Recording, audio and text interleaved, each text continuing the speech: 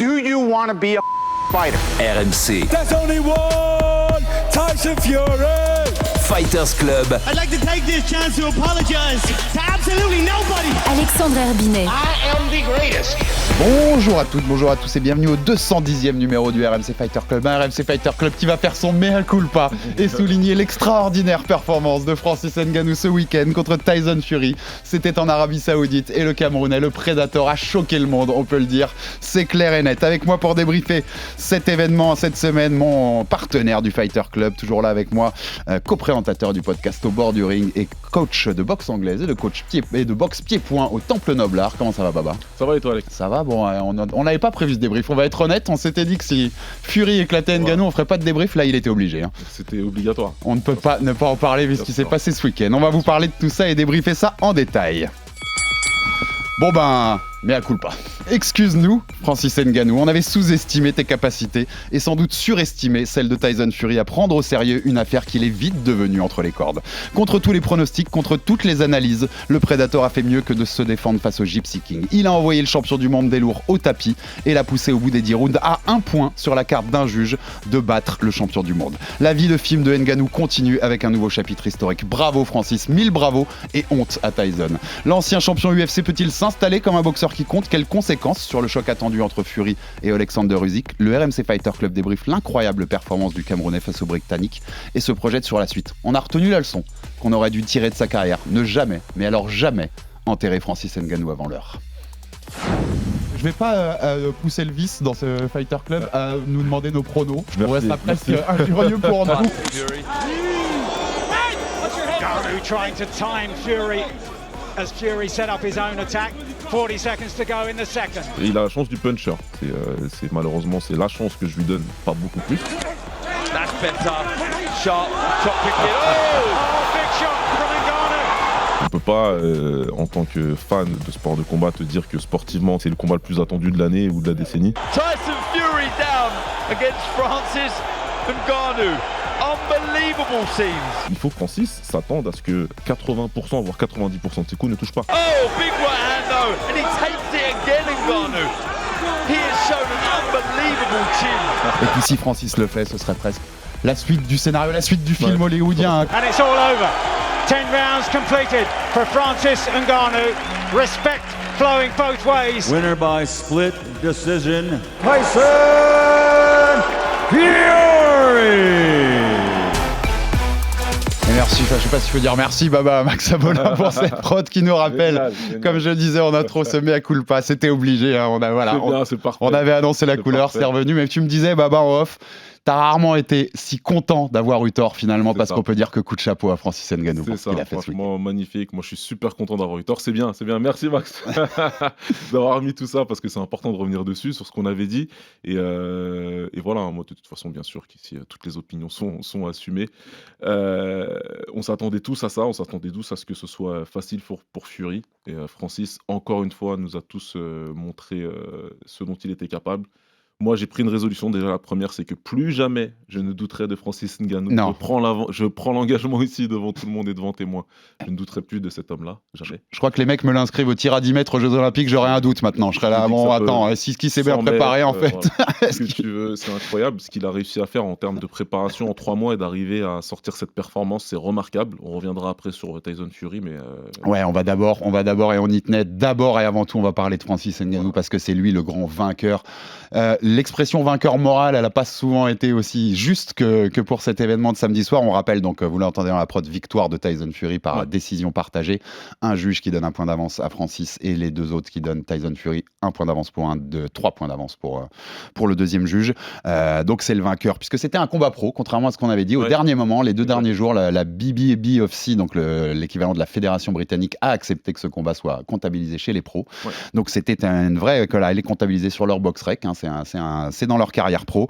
Et le vainqueur sera Tyson Fury, ad vitam aeternam sur les grands livres d'histoire. Mais le vrai vainqueur moral, c'est Francis Ngannou. C'est évident. Le grand gagnant. Le plus beau début de l'histoire de la boxe professionnelle. C'est simple, Baba. Être débutant et tenir la dragée haute et faire les 10 rounds avec le champion du monde des lourds. Tu sais que j'ai noté, ça faisait 66 ans qu'un débutant en pro n'avait pas affronté le champion du monde des lourds. Ah voilà, tu vois. C'était à l'époque, c'était le champion olympique Pet Rademacher qu'avait affronté pour sa première Floyd Patterson, pour sa première chez les pros, parce qu'il y avait une grosse bourse. Donc c'est ultra rare de faire ça. Et lui, il tient, il arrive au 10 rounds. Pour le coup, Radmacher, qui était champion olympique, s'était fait déglinguer par Patterson. Donc c'est un exploit, mais XXL. Il est à 1 point, je dis, sur la carte d'un juge, de battre le champion linéaire de boxe. Donc linéaire, pour ceux qui seraient moins geeks de boxe que nous, Baba, pour mettre le contexte, c'est l'homme qui a battu l'homme. Ça remonte à John L. Sullivan en 1885. Voilà. Donc c'est le champion qui a battu le mec qui était champion avant. Alors il y en a qui sont partis à la retraite entre-temps. Le titre a été remis. C'est un titre symbolique. Il n'y a pas de ceinture. Mais s'il le fait, il est champion linéaire des poids lourds, même si la ceinture n'est pas en jeu. Et c'est un mec, et ensuite je te redonne la parole, je finissais le contexte, qui est déjà, si tu reprends, champion linéaire de MMA, des poids lourds. Il est plus à l'UFC, mais c'est lui le champion linéaire. Si tu remontes même à l'UFC 1, où il n'y avait pas de catégorie, où c'était Royce Gracie, j'ai fait toute la liste pour me marrer, c'est lui le champion linéaire de MMA.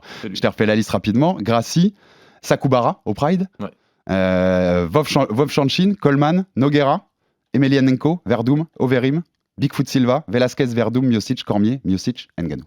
Il aurait pu être champion linéaire de MMA et champion linéaire de boxe en même temps. C'est dinguissime. C'est incroyable. C'est important ce que tu fais de replacer le contexte, parce qu'il n'y a pas assez de superlatifs pour expliquer à quel point ce qu'il a fait, c'est grand. Ça fait maintenant pas mal de temps que je suis sur les ondes, ça fait un peu plus de 5 ans, donc il y a pas mal de gens, je sais, au bord du ring qui écoutent aujourd'hui. Tout le monde sait que je fais pas dans le trophée de participation. L'esprit Coubertin, c'est pas un truc qui est bien ancré en moi, malheureusement. Je suis beaucoup dans la gagne et c'est comme ça.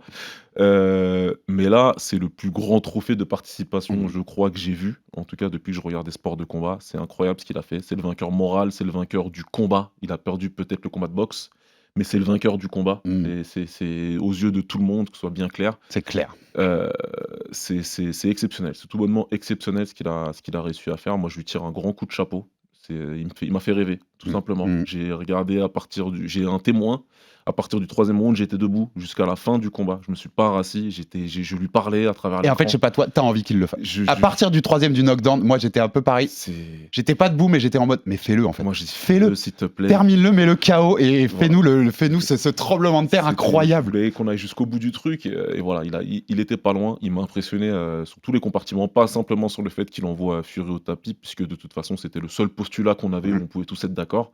C'est pour tout le reste, c'est sur la gestion du combat, sur le fait que même si ça a été dur au niveau du cardio, dans le 8e et le 9e, il était là, dans le 10e, il était sur la jambe avant, il était en train de mettre la pression, et c'était pas lui qui reculait, c'était pas lui qui était en manque de confiance à la fin. Il finit grand, il finit fort, il finit comme un boxeur. En tout cas, il ressemblait à un boxeur à la fin. Il ressemblait pas à un combattant de MMA, il ressemblait pas à un combattant qui a toutes ces lacunes techniques qu'on lui a prêtées, moi le premier. Et voilà, c'est tout bonnement exceptionnel. Moi, t'as noté, je rebondis tout de suite, mais ça, j'ai adoré. La fin de combat, en fait. Le 7 et 8, c'est lui qui est totalement le plus agressif. C'est lui qui prend la main. Dans le 8e, il est d'ailleurs, je sais pas si tu seras d'accord, mais pour moi, il est plus proche de mettre KO Tyson au 8e. Au 8e, Tyson, à la moitié du round, vers 1:30, il vacille clairement.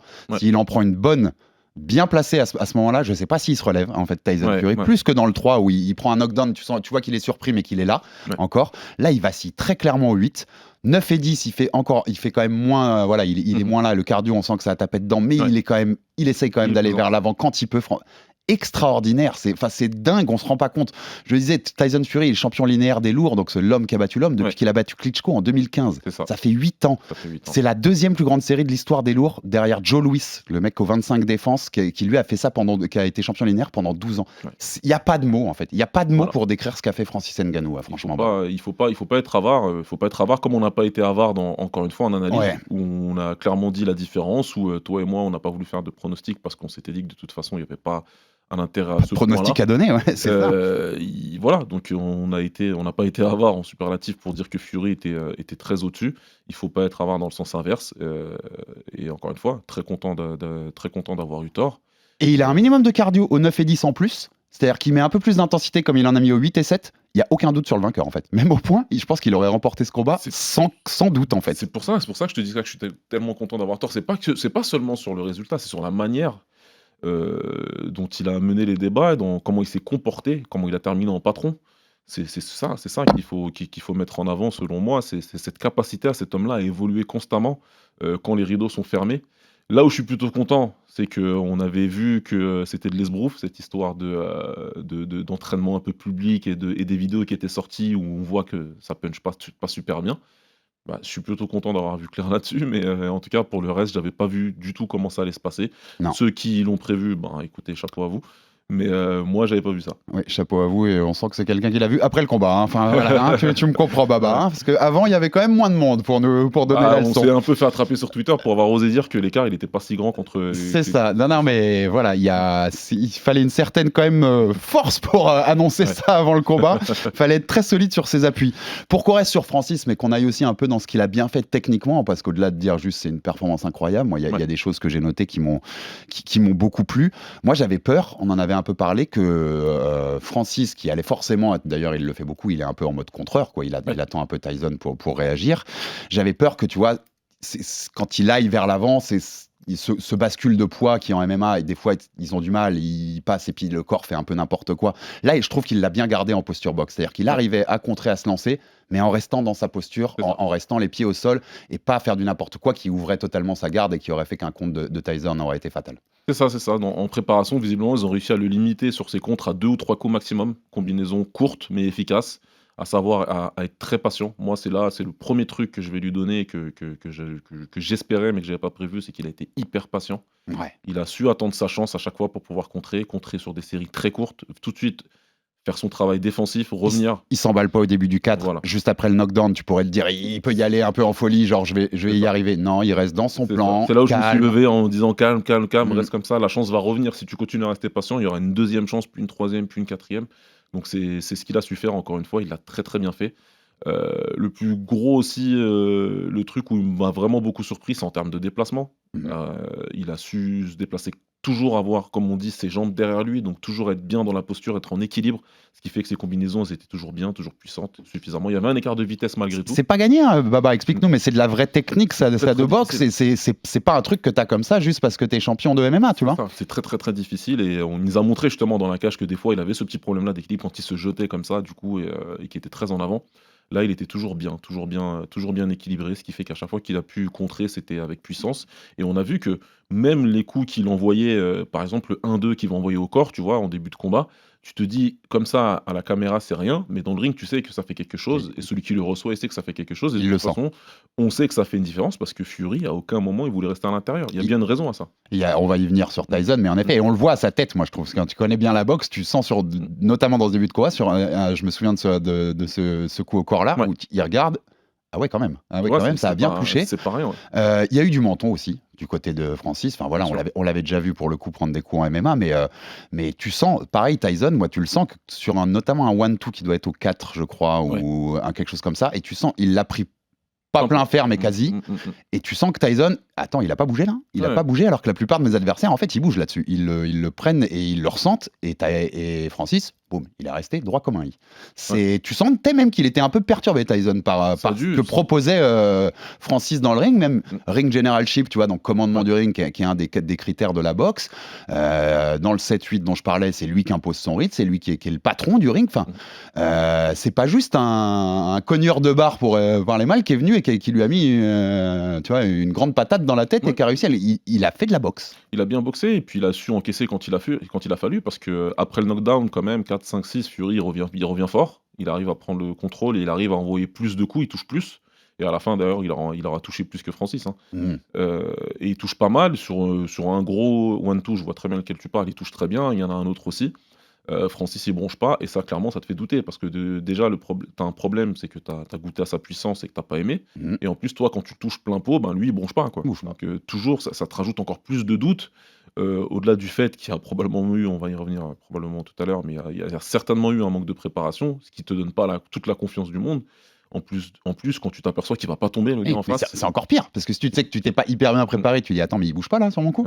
Oh là là, il va falloir que je sorte là, il va falloir vraiment que je fasse un combat de boxe, et là on est parti pour une galère. C'est ça. Et ce qui se passe, c'est que si tu dis à partir du 4e, à partir du 5e, ok, là le mec il va pas tomber, il reste 5 rounds et je suis peut-être pas forcément prêt, j'ai peut-être pas la caisse pour faire les 5 rounds qui arrivent avec un mec aussi puissant en face. Là, le doute il commence à s'installer sérieusement, et là je pense qu'il a dû commencer à regretter, ouais. Il y a aucune fausse note chez Francis. Mais même dans le chambrage, il est bon. Donc Tyson Fury, quand il commence le combat, vous l'avez sans doute vu tous sur les réseaux, lui dit je vais t'emmener à l'école. Et quand il le met à terre, Ngannou, quand il vient chambrer, lui dit alors il est pas si bon que ça le prof. Même après sur les réseaux sociaux après le combat, il dit tennis table champion of the world, donc champion du monde de tennis de table, c'est une référence à ce qu'avait dit Fury en conf, qui lui disait c'est comme si un champion de tennis de table affrontait Djokovic à Wimbledon. C'est ça. Il a été bon sur tout, il n'y a pas de fausse note dans ce qu'il a fait. Il a même chambré les juges en leur disant qu'ils avaient fait un mauvais taf, ce qui est quand même la base en boxe, Baba. Tu vois, Ouais, le non, mec mais qui se c'est plaigne des la juges. base de base. Donc, tu vois ce que je veux dire? Aucune fausse note. Pour moi, c'est parfait. Quelle soirée. On va me dire non, parce qu'il n'a pas gagné. Et donc, on va me dire que c'est pas une soirée parfaite. Mais j'ai envie de vous dire que si. C'est juste que s'il avait gagné, ça aurait été la cerise. Ça aurait été la cerise sur le gâteau. Ça aurait été plus que parfait. Mais comme tu le dis, pour moi, il a fait tout bien. Il a prouvé à tout le monde qu'on avait tous tort. Et je dis bien on a tous eu tort sur prédiction, sur son analyse, sur sa capacité d'adaptation, sur sa motivation réelle. Et il a tout montré. Il a montré à quel point il avait été motivé. Parce qu'en plus, c'est pas rien. La soirée, c'était quand même un peu. C'est parti en concert avant le combat. Enfin, c'était un gros truc, quoi. Interminable. L'attente avant le main event, interminable. Alors, moi, j'ai lu, en fait, tu te rends compte que pour le coup, l'organisation saoudienne se fout des gens qui sont devant leur télé. L'important, c'est la fête sur place, le concert et ceux qui sont dans la. Voilà, ouais, ils ont fait venir de toute façon. J'ai rarement vu un parterre de légendes comme ça. Donc, ils ont fait venir tout le monde. C'était pour vraiment que tous ceux qui soient là soient divertis. Et puis, donc, tout ça, ça peut aller dans ta tête. Parce que clairement, là, en termes de magnitude, c'était pas ce que j'attendais. Et malgré tout, il est resté serein, il est resté calme. Il avait quelque chose. Il y croyait jusqu'au bout. Et puis d'ailleurs, c'est aussi le moment de rendre hommage à un mec qui sera très probablement coach de l'année, mais Eric Nicksick. Eric Nicksick. J'allais dire Eric Nicksick et Dewey Cooper, qui étaient donc les deux gros entraîneurs de Francis Ngannou pour ce combat. On rappelle, on en avait parlé la semaine dernière, Tyson, c'était du marketing. Ouais, j'ai fait tout un papier en fin de semaine dernière qui explique tout, vous pouvez le retrouver sur le site. Il était non seulement payé par les Saoudiens pour être le coach, mais on l'a bien vu, il était même pas dans le coin, il était en costard à côté du ring. Il n'était pas du tout là au quotidien avec Francis. Ceux à qui il faut tirer le chapeau, c'est Eric Nicksick et Dewey Cooper de Extreme Couture. Ils ont fait un travail incroyable, parce que c'est pas censé être des coachs en anglaise. Hein. On l'a vu, ça a apporté préjudice à Conor quand il a combattu Floyd, par exemple. C'est important, mais eux, encore une fois, ils ont approché le combat intelligemment. Et puis surtout, ils ont une alchimie avec Francis qui fait qu'il est capable d'assimiler tout ce qu'ils vont lui enseigner et tout ce qu'il faudra faire le jour du combat en termes de stratégie. Et voilà, chapeau à eux, parce qu'en un mois, ils ont Francis qui fait ça, et puis ils ont Sean Strickland qui vient de récupérer la ceinture, un des plus grands champions de et elle est forte, l'amour autour de Francis, parce que même, tu viens d'en parler, mais qui accompagne Francis sur le ring? On a Kamaru Usman et Israel Adesanya, donc les trois anciens champions de l'UFC, les Free Kings, comme ils s'appelaient dans l'Afrique. Adesanya qui accompagne dans le coin Eric Nicksick, qui est le coach du mec qui lui a pris sa ceinture il y a moins de 2 mois. Mais tout pour Francis, tu vois, c'est pas grave, tout ce qui s'est passé, tout pour Francis, et gros coup de chapeau. Si Tyson, il lui a dit de faire un Superman Punch à la fin, il a dit que c'était lui qui lui c'est lui qui l'a dit. J'ai une vraie question, parce que j'avais un doute. C'est interdit, non? Parce que t'as pas d'appui sur le sol? Normalement, c'est ça. Normalement, tu es censé avoir tes 2 appuis sur le sol. Je voulais vérifier auprès de mon prof, mais... Pour combattre. Maintenant, il y a plein de champions légendaires en boxe qui ont envoyé des coups où les appuis n'étaient pas au sol, les Gazelle Punch, entre autres. Donc, bon, c'est toujours à l'appréciation de l'arbitre. Visiblement, il n'a pas eu de problème avec ça. Donc, t'es tout sur la dernière, ça faisait partie. Mike Tyson était très content qu'il ait envoyé ça. Voilà, en tout cas, 2 petits constats et on va passer à Tyson Fury, quand même, c'est important. Mais s'il y en a un qui devait quand même s'arracher la tête devant son écran samedi soir, c'est quand même Dana White, hein, l'UFC. Dana White qui avait dit que Francis avait fumble de bag, donc avait laissé tomber le sac symboliquement le sac d'argent en quittant l'UFC. S'ils avaient fait une copromotion, l'UFC, tu te rends compte de la pub qu'ils avaient, s'ils avaient pu accompagner, tu vois, comme tous les grands champions de boxe accompagnaient Tyson, si tous les grands champions de l'UFC avaient accompagné l'arrivée de Francis, que c'était en copromotion. Voilà, c'est une leçon d'Dana White. Tu as pris une leçon de Francis Ngannou sur il fallait pas parler trop vite. Ça rend la chose encore plus incompréhensible. C'était déjà incompréhensible, leur posture de toujours vouloir écraser le combattant et se mettre au-dessus et interdire. Francis, son idée de base, c'est de faire une copromotion avec l'UFC pour combattre Fury. Donc c'est de les mettre dedans, et comme tu l'as dit, d'avoir toute la machine de l'UFC derrière ce combat-là, comme ils l'ont fait avec Conor, pour qu'on puisse avoir un truc gigantesque. Ils n'ont pas voulu, il a fait ça tout seul, et il y a eu un très grand gagnant, et il y a eu un très grand perdant. Même si on le sait déjà depuis plusieurs mois qu'il avait perdu, Dana, c'était la matérialisation samedi soir. Ouais, totalement. Et voilà, une pensée à lui, un clin d'œil, parce que lui qui si souvent fait les choses à sa sauce, il a pris le retour de bâton en pleine tête, pour le dire gentiment. On passe à Tyson Fury. Mon deuxième thème de l'émission, sur mon conducteur, il y a marqué Fury a fait n'importe quoi, mais il a sans doute gagné. Ouais. Voilà, c'est pour revenir ça. On va revenir rapidement sur le scoring, parce que c'est ce qui a fait débat aussi ce week-end, puisque beaucoup, notamment dans la communauté MMA, dont beaucoup regardent pas forcément tout le temps de la boxe en fait, et regarder cet événement-là parce qu'il y avait Francis. On a crié au vol de partout. Alors un rappel, Baba, on va le faire à chaque fois qu'il y a une décision controversée. Il n'y a pas de vol quand il y a des rounds qui peuvent être donnés, qui sont très serrés, qui peuvent être donnés à l'un à l'autre. Et il y en a plein dans ce combat, le 2, le 7, le 10, on peut peut-être même rentrer le 4 dedans. Tu vois, t'as presque la moitié des rounds qui sont des swing rounds possibles. Des choses qui peuvent aller des deux côtés parce que c'est pas net. Donc il n'y a pas de vol. Tu peux le donner à Francis, un point d'avance, comme l'a dit un juge. J'ai aucun problème avec ça. Je peux entendre ce classement. Moi, perso, j'avais un point d'avance pour Fury, parce que je lui donne le 2, par exemple, alors que d'autres le donnent à Francis. Il y a même, si tu es très généreux avec Fury dans ses swing rounds, il y a même un monde où tu peux lui donner 96-93, comme un des juges, au final. Si tu es très généreux, tu vois, si tous les swing rounds vont de son côté. Mais il n'y a pas de vol en l'état. Il n'y a pas de vol. Bon, c'est vrai qu'avec la Riyad saison et le Usyk Fury qui est prévu en Arabie Saoudite aussi, forcément, tu te poses la question. Tu te dis, est-ce que c'est pas écrit avant et que s'il y a combat, tu vois, ils sont obligés de faire. Mais on est d'accord, Baba, il n'y a pas de vol. Non, on parle pas de vol, encore une fois, on parle pas de vol quand c'est comme ça. On pourra faire une liste, si vous voulez, un jour de combat où ce sont des vols qualifiés.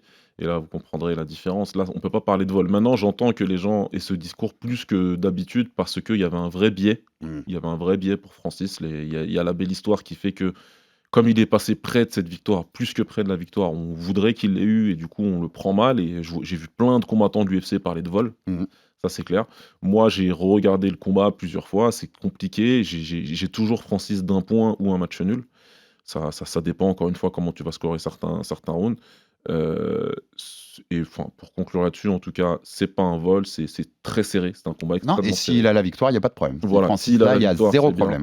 Si Fury a la victoire, je pense pas que c'est une conspiration de tout le corps de la boxe. C'est juste que les juges il y a un argument pour que Fury soit vainqueur. Mais encore une fois, et je voudrais conclure le débat là-dessus du scoring, c'est que pour ce qui se passait samedi, le scoring, il est pas important du tout. Non, en vrai, non. Et en fait, c'est que moi, pour le scorer bien, j'ai dû le revoir parce qu'au fait, au début du combat, comme tu t'attends pas à ça, moi, je les scorais pas les rounds. Je regardais ça vite fait en me disant, bon, allez, là. Mais après, tu te dis, mais en fait, il va y avoir vraiment une décision au point, donc faut aller revoir tout ça, quoi. En live, à partir du 6e ou 7e, on a tous commencé à se dire, alors attends, comment ça s'est passé recalculons, exactement. À réfléchir, tu vois. Donc, personne en live a pu le scorer correctement, même s'il y avait des mecs qui étaient en face. C'est vraiment au niveau optique je pense que Fury, je pense que Ngannou, il a gagné parce que voilà. Moi, par contre, il y a des discours que j'entends, des mecs qui étaient au pied du ring, des boxeurs. Des combattants que ce soit en anglaise ou en MMA, parce que c'est un Roberto Duran qui le donne à Ngannou. Oui, tout à fait. Eux, ils te disent, voilà, il a donné les coups les plus puissants, les plus nets, il a été plus actif, etc. Donc eux, sur ces critères-là, sur le terme d'efficacité, c'est la boxe professionnelle, ils arrivent à le donner à Francis. Ces arguments-là, moi, je les entends. Tout à fait. Les entends sans aucun problème. Si on était, on va faire les anciens là, mais si on était dans les règles du Pride au MMA, qui jugeait quand ça allait à la décision sur le combat dans son entièreté, il n'y a aucun doute. Il y a zéro doute. C'est Francis qui a gagné ce combat, aucun doute. Au round par round, c'est là où ça se discute plus parce que Fury va chercher en fait des rounds un peu crades, quoi, où il va juste en faire assez pour prendre le round et prendre le 19, mais il ne laisse pas une impression incroyable. Et je sais pas ce que tu en as pensé, mais pour la troisième fois que je l'ai regardé, j'ai essayé, c'est compliqué parce que tu sais le contexte que tu as, mais de le regarder en se disant, et si c'est deux boxeurs lambda ? Si je connais le nom ni de l'un ni de l'autre, que je regarde juste deux boxeurs, comment je juge le round ? Parce que j'ai l'impression, parce que tu en penses, que l'histoire de Francis en elle-même, et déjà la dinguerie qu'il arrive à tenir tête à Fury, alors qu'on pensait tous l'inverse, j'ai l'impression que ça te fait le surnoter un peu. C'est-à-dire que tu as envie de lui donner certains rounds parce qu'en fait, tu t'attendais pas à ce qu'il lui tienne la dragée haute, donc allez, je te le donne, quoi, parce que tu fais un truc auquel je m'attends pas. Sur une action, tu vas lui donner le round, alors que ça va pas être forcément mérité. Je dis pas qu'il gagne pas de round. Bien sûr qu'il gagne des rounds au point, Francis. Il y en a certains qui sont pour lui. C'est juste que tu as complètement raison sur ce point-là. C'était déjà arrivé, encore une fois, sur le seul combat sur lequel on peut comparer, entre Conor McGregor et Floyd Mayweather, c'était la même chose. Floyd ne se fait tellement pas toucher que sur un round où il avait gagné 2 minutes 58 du round, il prenait un uppercut qui touchait à peine, je me rappelle bien de l'image, et tout le monde te disait, mais ça, c'est un round pour Conor. McGregor, Tu vois, donc c'est des choses comme ça qui font qu'on va tous être... Et c'est marrant, parce que pour le coup, entre Conor et Floyd, même si j'aime beaucoup Mayweather, j'avais pas spécialement de préférence. Je regardais le combat comme, enfin, j'avais pas de préférence là-dedans. Ah oui, là, le cœur a parlé. Là, comme j'ai un Ouais. biais, tu sais, t'es obligé de réfléchir, t'es obligé de faire attention quand tu regardes le round, quand tu le revois le combat, et comme Mhm. t'as dit, de dire, ok, non, vide-toi la tête et essaye d'être objectif. Non, là, tu te rends compte qu'objectivement, Fury, avec ce qu'il a fait, le travail, le 1-2, etc., là, il prend le round en toute logique, et ainsi de suite. Mais c'est compliqué. Parce Mais que, ouais, c'est plus compliqué. l'affect joue forcément. Bien Pour sûr. Francis, vu son histoire, vu tout le parcours, sûr. vu le contexte, qui il affrontait, dans quel cadre, t'es obligé, en fait, Tout le monde, d'avoir c'est- ce truc-là. Ça ramène tout le monde au point où j'ai vu son ancien coach tweeter des félicitations. Bien sûr. Ça veut dire ce que ça veut dire. Ah, bien sûr. Et c'est tout à son honneur. Bien entendu. On revient sur Fury, la performance en elle-même, parce que au-delà de tout ce qu'on dit, Fury, nous on a l'impression, alors lui, et c'est tout à son honneur à la fois en interview sur le ring après, et puis même le lendemain, il a donné 2-3 interviews là, aux médias britanniques. Il dit pas d'excuses, j'étais prêt, je me suis préparé comme pour n'importe quel autre combat, c'est un très bon combattant en face, il a donné un très bon combat, je me cherche pas d'excuses. Il dit quand même, c'est la boxe, il y a des jours avec, des jours sans, c'était un jour sans pour moi, voilà, mais je l'emporte, j'ai fait ce qu'il fallait pour l'emporter, mais pas d'excuses. T'as quand même l'impression qu'il était un peu en vacances. Moi il n'arrivera pas à me convaincre qu'il l'a préparé de la façon. Quand tu vois même toute la Fight Week, le décorum, la façon dont il parle, dont il s'exprime, il avait quand même les bonnes poignées d'amour quand on le voit sur le ring. Hein. Il a son problème de short, tu sens qu'il n'a pas vraiment beau. Enfin, tu vois, tous ces détails-là, il s'en est foutu, vraiment, pour parler un peu crûment. Il y avait un côté colonie de vacances, son père qui se met torse nu pendant la pesée pour défier Mike Tyson et tout. Moi, il n'arrivera pas à me convaincre qu'il était prêt à 100% et qu'il ne l'a pas pris par-dessus la jambe, ce combat-là. Qu'est-ce que t'en penses ? C'est impossible de ne pas le penser, en tout cas quand on a vu le combat. Maintenant, on n'est pas dans sa tête, on n'est pas dans le secret de son camp. On peut que spéculer, et c'est pour ça qu'on est là. Mais en tout cas, avec ce qu'on a vu factuellement, il peut pas dire. Il a eu 12 semaines, il n'a pas du tout utilisé les 12 semaines pour préparer correctement Francis. Tu sais, il y a deux choses où on peut être un petit peu, où on peut peut-être appuyer et peut-être un peu dans l'abus, mais bon, chacun en jugera. La première chose, c'est du point de vue strictement technique, quand tu regardes avec tes yeux de coach ou de fan de longue date, une des choses qui va te faire qu'un gars est bien préparé physiquement et qu'il a bien préparé un combat, c'est sa capacité à changer de rythme. Ce que Tyson n'a jamais su faire. Jamais. Il n'a jamais pu changer le rythme dans 10 ans. Peut-être un peu en début de 5e, où il a commencé à accélérer un peu sur le 1-2, etc. Mais il y avait toujours cette crainte du contre, et il y avait toujours probablement qu'il n'avait pas suffisamment confiance en ses déplacements, en ses réflexes, dans cette préparation-là, dans ce combat-là en tout cas, pour être plus agressif. Ça, c'est clair. Et puis après, comme tu as dit, il y avait tout le tour. Je suis désolé, mais lui et tout son coin, ils ont pris le truc comme une kermesse. Il y avait ce côté-là. Alors, on peut le croire ou pas, Billy Joe Saunders, qui est un de ses proches, ancien champion du monde chez les super moyens, qui dit il y avait trop de yes men dans le camp, il n'était pas concentré, et quand il prendra Usyk, vous inquiétez pas, c'est le vrai Fury qu'on verra. Il peut un peu le surjouer parce que c'est son pote, mais je pense qu'il y a du vrai un peu. Il doit y avoir du vrai. Dit ça, il doit y avoir du vrai. Et je pense qu'il doit y avoir du vrai. Maintenant, je vais pas miser tout là-dessus. Je vais pas dire que toute sa performance, elle est due au fait qu'il s'est pas préparé. Je pense qu'il a pris Francis trop à la légère, et c'est de sa faute, c'est de notre faute, c'est de la faute de ce qu'on a vu avant.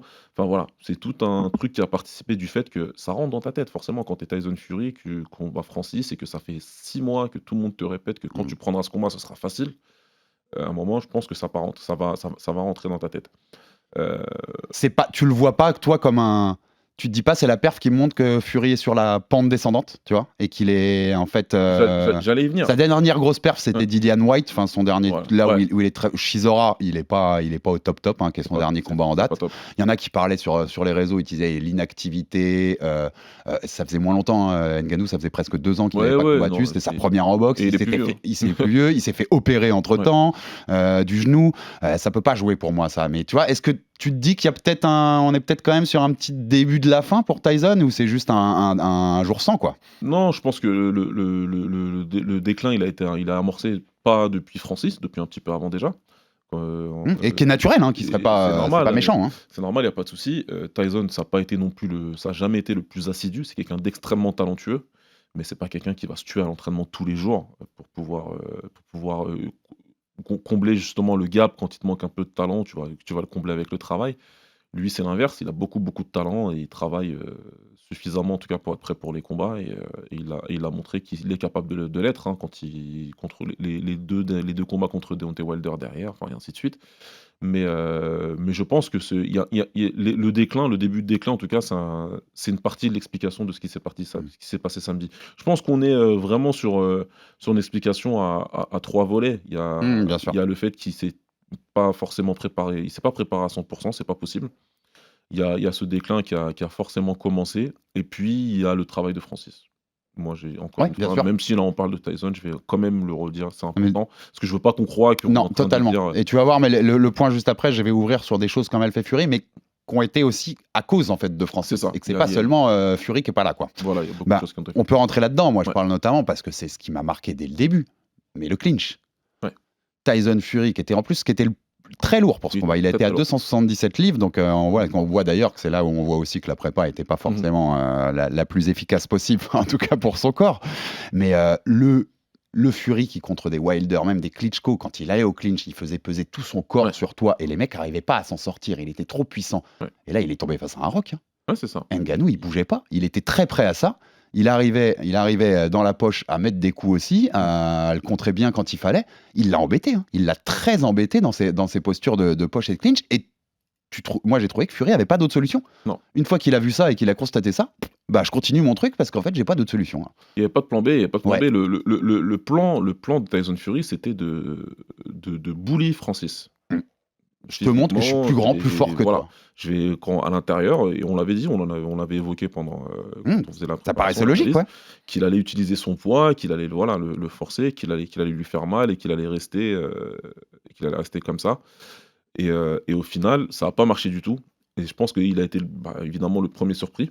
Et il s'est vite rendu compte qu'il ne pouvait pas rester dans la poche en fait. Parce que c'est là où ça allait lui faire mal et que c'est là qu'il était vraiment le plus à risque et qu'il fallait absolument qu'il reste à distance. Le problème, encore une fois, c'est que pour boxer à distance, il faut avoir la caisse. Et c'est quelque chose qui manquait. Oui, parce que c'est ça que une fois que tu vois ça sur le constat du début de combat, même assez vite, tu le vois. Moi, je me dis, bon, bah, Tyson, tu te mets sur les orteils là, tu boxes à Ouais. distance, tu sais ce que tu sais faire, tu nous l'as déjà montré dans ta carrière. Enfin, tu vois, tu sors pas un truc du chapeau que tu n'as jamais fait là. Et puis tu cruises tranquille, enfin, tu vogues tranquille vers la victoire parce que tu es plus fort que lui techniquement. Mais il est incapable de le faire. Il n'a Ouais, pas la c'est caisse pour faire ça. Il peut pas, il n'arrive pas à garder un jab suffisamment consistant pour pouvoir garder Francis à distance respectable et pouvoir préparer la droite derrière. Et puis les 1-2 qu'il a pu rentrer, en rentrer beaucoup plus que ça. Varier le travail aussi, travailler peut-être un peu plus au corps. Il n'a pas du tout voulu travailler au corps de Francis, ne serait-ce qu'en direct, tu vois, par exemple, alors que Francis l'a bien fait. Et là où c'était aussi super intéressant, c'était que celui qui feintait le plus et qui arrivait à avoir le plus, au début, c'était Tyson. Mhm. Il feintait, il faisait beaucoup réagir Francis, beaucoup surréagir et tout. Mais au final, Francis, il a réussi un peu à inverser cette Mais tendance. moi, je trouve qu'il s'est totalement adapté. Quand je dis très vite, assez vite, Assez vite. il tombe plus du tout dans les Assez feintes de Tyson. Et derrière, lui, il arrive à feinter aussi et à obtenir des réactions de Tyson qui recule en ligne. Et à un moment, on voit bien sur un ralenti où il recule en ligne et Francis arrive à l'avoir sur un crochet. On voit les yeux de Tyson qui s'ouvrent un petit peu en mode il m'a encore touché, il m'a encore fait mal. Et là, je me suis dit, waouh, tu vois, t'as Tyson qui. Moi, j'avais dit, hein, je l'ai dit en public comme j'ai dit en privé, que sur les déplacements, juste déjà, Fury ferait mal à Francis. Et là, c'est Tyson Fury qui recule en ligne. Non, mais c'est des premières erreurs qu'on fait en boxe, quoi. J'ai presque du mal des fois à croire à ce qu'on raconte dans ce débrief. En fait, c'est dingue. C'est assez ouf et je pense que c'est très instructif sur, encore une fois, son niveau de préparation physique et mentale. Et le clinch, c'est son filet de sécurité, en Ouais. fait, à Tyson. Enfin, tu vois, quand il est mal dans un moment, il sait quand je dis dans tous ces combats-là, il savait qu'il jouait sur son physique et qu'il pesait là-dessus. Là, pas préparé, et il se rend compte que son filet de sécurité, en fait, il n'y a pas de filet, le filet, il est percé. Il a dû très vite se dire, je suis tombé sur un os quand même. Je pense que Tyson, très vite dans le combat, il se rend compte que ça va pas du tout être la partie de plaisir qui s'était annoncée. Pas de ride, jeu de jambes pourri, enfin, tu vois, par rapport au Tyson que tu connais. Beaucoup de mal à rendre son jab efficace. Il y a des fois, dans le premier round, là, il lance des trucs comme ça. C'est même... Francis tombe pas du tout dans les feintes, il est très loin de toucher. Enfin, tu vois, c'était vraiment pas le Tyson qu'on aime, quoi, qu'on a aimé dans certains combats. Moi, franchement, j'ai pas vu tous ses combats pro non plus, enfin, où il y en a que je me souviens plus. Je l'avais rarement vu si mauvais. J'ai le souvenir de John, je l'avais noté, John McDermott en 2009, c'est dans sa première année de pro. D'ailleurs, il venge ce combat-là, il le termine avant la limite dans la revanche. Mais tu vois, il faut remonter loin pour voir, je trouve, un Tyson Fury. Même contre Chisora dont je parlais là, contre Otto Wallin où il avait eu un peu de mal. Il a su réagir. Il a su réagir dans ces Exactement, combats-là, il savait s'adapter, il savait changer et tout, tu vois. Voilà, il a vu qu'il était en danger, il a su réagir, il a su utiliser son physique. Là, c'est une très mauvaise perf et une nouvelle fois, et t'as raison. grâce aussi à ce que faisait Francis en face. C'est ça, pas seulement Tyson qui a été mauvais. il y avait un C'est combattant coup de en chapeau face. aussi à Francis de lui avoir fait ça, en C'est fait. ça. Mais un combattant en face qui, cette fois-ci, a su exploiter les erreurs et les défauts qu'il y avait de Tyson dans le ring. Et cette fois-ci, en face, il y avait un mec qui n'était pas prêt à reculer, qui n'était pas prêt à se laisser impressionner et qui est venu avec ses armes à lui et qui a su les maximiser. Il a cru lui-même que c'était une formalité. On va être clair. Je pense que dans sa tête, il croyait que c'était une formalité. Oui, Moi, je pense. Moi, je pense que oui, il l'a dit lui-même, donc j'ai pas de raison Ouais. de lui donner le bénéfice du doute. Il a dit lui-même que ce serait une formalité. On a dit nous-mêmes que ce serait une formalité. Encore une fois, on a, je crois, tous collectivement participé au fait que Tyson ait pensé que c'est une formalité, et lui, après lui le premier. Je veux pas lui jeter la pierre parce que lui, il pensait que ça allait être plus simple que ça, sachant que les gens qui connaissent bien ce sport pensaient la même chose. Ouais, tout à fait. C'est clair qu'on peut pas lui jeter la pierre. Maintenant, on n'est pas dans le ring, nous. Et dernier point technique que j'ai noté sur sa mauvaise adaptation, je trouvais, alors que Tyson, c'est quand même quelqu'un qui est capable de changer de garde en combat, il le fait assez régulièrement, et de s'adapter à un changement de garde adverse. Dès que Francis était en gaucher, en sous-sport, il était en galère. Ouais. Il arrivait pas à trouver de solution. Il a Tu le changé lui sentais. aussi, il passe Ouais. en gaucher. Déjà, quand lui passe en gaucher, Francis passe en gaucher tout de suite. Ça, par contre, je me suis dit, Francis, il a l'habitude, ça va pas trop le déranger. Et il a changé tout de suite en gaucher. Et la Fury s'est dit, ok, d'accord. Et puis, ouais, c'était plus compliqué. Et en plus, c'était pas une bonne idée pour le coup. de Ouais, tu passer, vois, par rapport à d'autres gaucher. combats, il galérait un peu avec ce truc-là. quoi. Non, et puis c'était pas une bonne idée de passer en gaucher, d'avoir son point avant, devant comme ça, le crochet, enfin d'avoir un jab du coup du bras droit. Tu prends le risque que ton jab revienne moins vite. Le crochet du gauche, c'est l'arme de Francis. C'est avec ça qu'il l'a envoyé au tapis. C'était peut-être pas une bonne idée, ouais, de passer en gaucher. On a même fini avec Usyk qui lui donnait des conseils sur le border, qui lui Ah disait bah, c'est bouge, clair, jab, lui, jab, bouge. Arrêtez, vous êtes en train de détruire mon combat là. Je crois que le plus drôle, probablement, c'était Usyk et c'était Frank Warren. Ouais. Frank Warren qui était full coach pendant 10 rounds et qui était debout en train Donc de... Warren, promoteur de Tyson Fury anglais à Queensberry. Avec la mine promotion. complètement déconfite. Ça, c'était drôle. En tout cas, et dernier point sur la performance de Tyson, parce que ça a beaucoup tourné sur les réseaux. Là, une nouvelle fois, c'est la question à mon prof et à mon technicien. Ouais. Le coup de coude de Fury. Ouais, j'ai vu ça. Intentionnel ou pas, selon toi? Merci aux 25 personnes qui me l'ont envoyé. Ouais, intentionnel ou pas, selon toi? Par la première vue, je disais non intentionnel. Sur la deuxième, tu vois quand même que sa main, elle fait pas Sa le main mouvement rentre exact un peu. d'un punch, tu vois, de boxeur. Ah, on sait qu'il est vicieux, qu'il est tricky, un Tyson. Il est vicieux. Pour moi, c'est un mouvement de vétéran. Ouais, c'est ça, c'est ce que j'allais dire. C'était ma conclusion. Voilà, il part pour envoyer la droite de base. Maintenant, il voit que ça peut glisser et sur un malentendu, le coup d'y passe. C'est un mouvement de vétéran. Ça arrive. Ça arrive. Donc pour moi, c'est à moitié volontaire, ouais. Ok.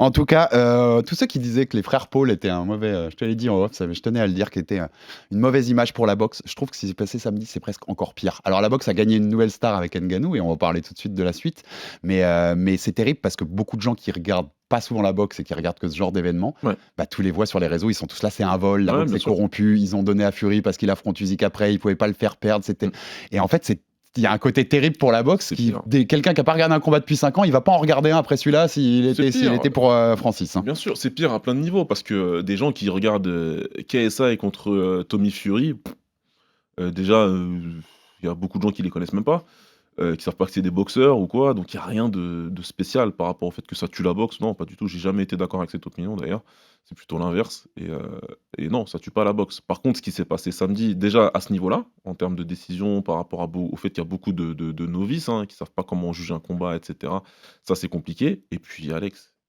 t'as vu l'entrée de Tyson, il y avait qui dans le couloir? Ouais, il fallait qu'on en parle. Toutes les grandes légendes de la boxe. Les légendes vivantes, il manquait quasi personne. Merci Et- les Saoudiens qui ont mis le billet pour qu'ils viennent tous. Il y avait tout le monde, de Lennox Lewis à Roberto Duran, Duran, Leonard, tout ce que tu veux. Leonard, Ouais. Oscar de la Hoya, ce que tu veux, et devant tous ces mecs-là, Il a fait ça. il fait cette perf-là. Ouais. Non, c'est pour la boxe, ça j'avoue, et j'espère qu'il y en a 2-3 de ces légendes-là qui, après, quand ils l'ont croisé en sortie de ring, lui ont dit gars, quand Ça même. n'a pas dû être facile pour lui. Ouais, là, tu nous as pas respecté, là, parce que c'est le who's-who de la boxe. On passe à nos deux derniers points, beaucoup moins grands, mais qui est pour rapidement faire sur la suite, bien sûr. Qu'est-ce qui se passe pour les deux?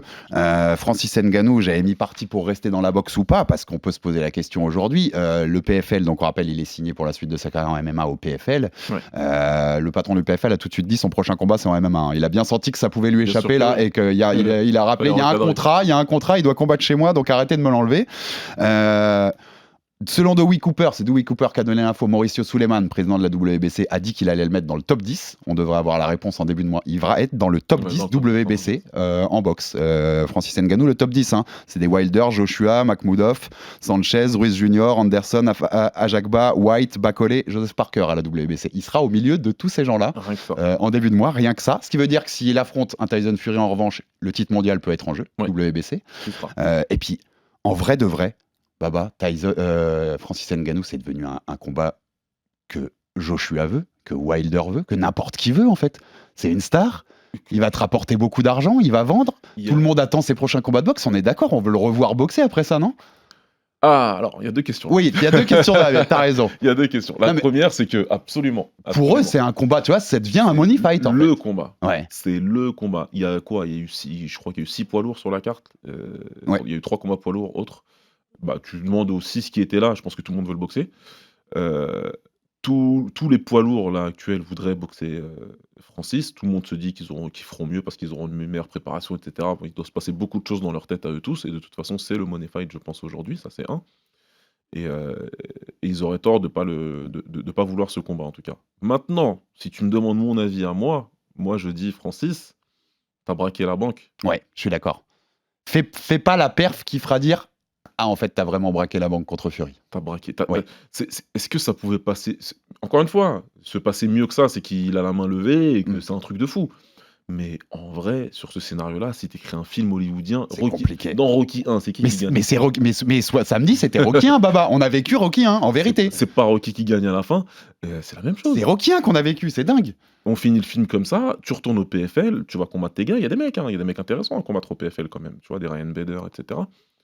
Ouais, et puis d'autres qui pourraient signer de l'extérieur. Voilà, bien sûr. De MMA, et puis ça va donner probablement des idées à certains poids lourds de l'UFC dont le contrat approche de la fin, et qui doivent se dire peut-être que j'aurais pas dû re-signer. Si j'avais cru en moi comme Francis a cru en lui, ça aurait été intéressant de se combattre tous les deux en dehors de cette organisation. Mais j'ai presque envie de te dire, ouais, Francis, retourne au PFL tranquille, fais tes 3 à 4 combats que tu as à faire au PFL, et puis fais une revanche contre Tyson. Oui, voilà. Plus sans personne d'autre. Celle-là, même un Usyk a dit qu'il pourrait être compétitif dans la catégorie en sortant de la salle samedi soir. Tu vois, il a mis quand même le doute à tout le monde. La revanche, elle est obligatoire, non ? C'était le dernier point sur la suite pour Ngannou. Je pense qu'il faut l'avoir parce que ce serait mérité.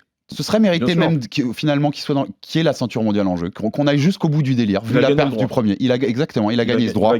Et puis même, je donnerais le droit à Fury de dire, vas-y, montre-nous que c'était une erreur et que tu peux y arriver mieux préparé. Et si c'est pas le cas, t'inquiète pas, on sera là pour te défoncer. Mais tu vois ce que je veux dire ? Franchement, il faut la revanche, un jour ou l'autre. Pas tout de suite, forcément, mais il la faut. Pour nous, pour lui, et même Fury, c'est impossible, je pense, qu'il laisse ça comme ça. Peu importe ce qui se passe contre Usyk, même si demain il est plus champion Fury, je pense qu'il va devoir, en tant que boxeur, en tant qu'être humain, en tant qu'homme, il va devoir refaire ce combat-là pour reprendre ça, parce qu'il va prendre cher jusqu'à pas mal de temps. Donc je pense que ce sera très important pour lui qu'on verra ce combat-là. Mais moi, tu les connais, les Britanniques, les Billy Joe Saunders dont on parlait, je peux dire qu'il va prendre lourd, même en chambrage à l'entraînement, Tyson, il va prendre lourd. Ça va pas lâcher. T'avais Carl Frampton qui était au micro, qui y allait franco. Et donc il va falloir, je pense qu'ils vont tout faire pour refaire ce combat-là. Son père, il doit le rendre fou là, je pense, depuis samedi, donc ils vont tout faire pour reprendre le combat. En tout cas, Francis a déjà dit, il veut faire boxe et même en parler. Il dit, j'en ai la capacité, donc pourquoi pas le faire. Et il a bien raison. Et il est numéro déjà 588 au classement mondial de boxe reg des poids lourds. Et il est numéro 1 au Cameroun. Mais il n'y a que 2 combattants. Donc c'est un peu plus malin. Et pour Fury, un petit mot sur la suite, forcément, c'est le Fury Usyk dont on attendait. On en a parlé dans la preview de ce Fury Ngannou. 23 décembre, c'était la date qui était supposée être. Usyk est monté dans le ring samedi soir. C'était très gênant d'ailleurs, parce que tu sentais que du côté Fury, on ne voulait pas en rajouter sur le combat parce qu'on sentait bien qu'on était touché, qu'on était marqué, que ça ne se ferait pas le 23 décembre. Lui, Usyk, il se gave. Il a le grand sourire. Il dit si, c'est le 23. Frank Warren a déjà dit, dont on parlait, que c'était mort pour le 23 décembre, que Tyson ne serait pas prêt à temps. C'est très marrant d'ailleurs parce que Fury avant le combat avait dit à Usyk, si t'es pas là le 23 décembre, je te mets en procès parce qu'on a signé pour le 23 et maintenant Usyk en joue. Mais attends, moi je te veux le 23 décembre, sinon c'est moi qui te mets en procès. Ça enlève du brio. Tu vois, ça enlève de l'éclat à Fury Usyk, le fait qu'il y ait eu cette performance de Fury juste avant ou pas. Je pense que c'est toujours un combat énorme pour la catégorie. C'est la première fois en 25 ans qu'on a l'unification totale de la catégorie. Mais t'as peut-être un léger petit truc en moins. Bien sûr. Il a perdu un tout petit peu de sa superbe, ce combat-là. On était sur 2 figures invincibles. Et on allait enfin avoir le combat qu'on voulait avoir. Là, tu pars sur un combat qui va se faire toujours entre les 2 mecs au top de la catégorie, mais un qui vient de faire une vraie contre-performance. Et ça enlève toujours de l'éclat à un combat. On dit souvent dans les sports de combat, t'es aussi bon que ta dernière performance, Exactement. aux yeux des gens en tout cas. Et là, la dernière pour Tyson, pour le coup, elle est. Et là, Elle est pas bonne. ce qui va amener au combat, ça va être ça. Mais on sait aussi que c'est quelqu'un qui apprend de ses erreurs en général, donc on peut espérer que pour un Usyk, il sera prêt. En tout cas, ce sera la meilleure version possible de Tyson. Je sais pas s'il est un peu sur la fin, mais la meilleure version possible. Et avant de te quitter, Baba, je me suis un peu amusé parce que comme on a eu le champion linéaire de MMA qui a presque battu le champion linéaire des poids lourds, si on prend tous les champions UFC d'aujourd'hui et qu'on prend le champion du monde de boxe qui correspond à leur poids, exactement, ça donne quoi? Je te donne la liste, tu m'arrêtes juste si à un moment tu vois le mec de MMA avoir une chance. Ok. Tu vois ce que je veux dire? Parce qu'il y en a plein où il n'y a aucune chance. Hein. Ouais. C'est rapide. Alexandre Pantoja contre Naoya Inoue. Je rigole. On voit pas. Voilà. Sean O'Malley, Devin Haney. D'ailleurs, c'est un qui peut se faire. En tout cas, les deux se chauffent. Ce serait peut-être le plus possible à organiser un jour parce que les deux ont l'air partants. C'est ce qu'il y a de plus proche Ouais. de Conor et Floyd. Ouais. Même en termes de style, Je suis d'accord. ce qui est assez marrant. Il serait marrant celui-là. Je mets quand même ma pièce sur Haney, mais il serait un peu marrant. Celui-là, il m'horrifie presque. Alexander Volkanovski contre Terence Crawford. Ouais, non, il faut pas. C'est dingue, même parce que Volkanovski, qui est bien connu pour son striking en Il est MMA, très, très fort, Crawford mais en face, c'est pas de la blague, quoi. Faut pas faire ça. Islam Makhachev, Jermel Charlo. Ouais, non. En boxe, hein, on parle toujours en boxe. Ouais, il y a... Non, un Islam très n'a bon pas- combattant, il vient de nous montrer, il nous a surpris aussi, Islam, mais pas à ce point-là. Léon Edwards contre Canelo Alvarez. Ouais, non. Il n'y a pas photo. Sean Strickland contre Arthur Beterbiev. Ouais. Ouais, tu vois, on en rigole, mais là, il y a meurtre. Hein. Non, Il y a- faut pas- il y a meurtre. faut pas qu'il s'approche. Et ma dernière, les lourds, on les a déjà fait, mais Pereira ou Prochaska, mais je vais prendre Pereira parce que c'est plus intéressant. Il était champion au Glory, il a quand même le côté striker contre Jay Opetaia. Ouais, C'est peut-être le plus intéressant. C'est le plus intéressant. C'est le plus intéressant de Ce serait tous. le plus intéressant. Ouais. C'est le plus Après, intéressant de tous. Alex, il a pas un bon menton. Et en France, on a Cédric Doumbé qui lui s'est chauffé. Et comment ça qu'il a quand même, en striking, il a quand même un très bon niveau. Lui, il a aussi chauffé tout le monde. Et tu sais que dans sa KT, si on fait pareil, C'est Canelo. ce serait Cédric Doumbé Canelo, mais en France, puisqu'il a parlé des boxeurs français, Cédric Doumbé contre Christian Mbili. C'est marrant. L'affiche est marrante. L'affiche est marrante, ouais, mais Christian, c'est un autre animal. Hein. C'est autre chose, Christian. Ouais, c'est pour ça que ce serait drôle parce que typiquement que ce soit Christian, tu vois, c'est fun. En tout cas, ça nous aura permis de nous amuser un peu en fin d'émission. Gros coup de chapeau à Francis pour ce qu'il a fait ce week-end une nouvelle fois. Respect, big respect, monsieur Ngannou, d'avoir tenu tête à Tyson Fury. Et pour tous ceux qui aimaient vraiment la boxe, vous savez que ce week-end, il y a eu le meilleur round de l'année et sans doute le meilleur depuis Gatti Ward, round 9 en 2002. Oshaki Foster, Eduardo Hernandez, round 11 pour la ceinture WBC des super plumes. Allez voir ça, c'est une orgie absolue. Bah, incroyable. Merci Baba pour ce débrief, c'était Merci à toi. toujours cool. Abonnez-vous sur toutes les plateformes pour rater aucun épisode. Abonnez-vous aussi sur YouTube pour rater aucune vidéo maintenant qu'on est tout le temps sur YouTube. Envoyez-nous de la force, des commentaires, des pouces bleus, ça fait avancer l'affaire. Et à très vite pour un nouveau numéro du RMC Fighter Club. RMC Fighters Club.